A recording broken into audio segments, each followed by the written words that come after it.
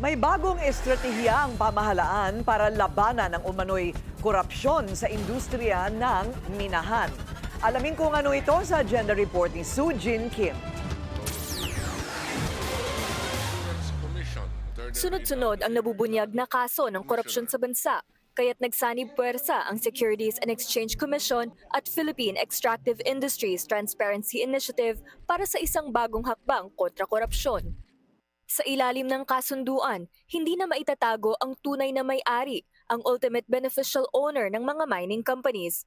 Ang tunay na last stop ng pera na madalas na itatago sa mga offshore accounts ay maaari nang masundan ng gobyerno, LGU at ng publiko. They'll think twice of getting involved in what we may call unscrupulous activities.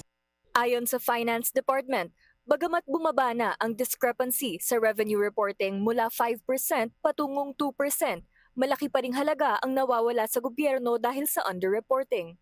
Some kasi, what they do is at the operating company level, they report sometimes losses or sometimes break-even lang. Sometimes it's the offshore companies, diba, that report the income. With this tool, they will be able to now really see for themselves if they are really earning, or it flows further to the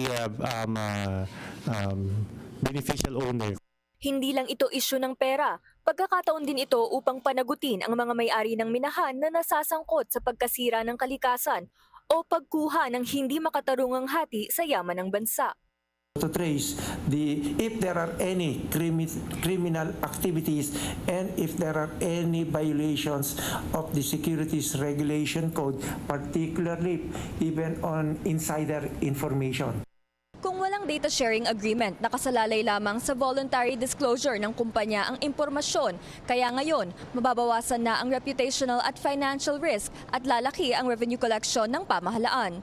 Para sa agenda, Sujin Kim, Billionaire News Channel. Manatiling nakatutok sa Billionaire News Channel. Sumubaybay sa aming social media accounts at mag-subscribe sa aming YouTube channel para sa mga bago at eksklusibong balita.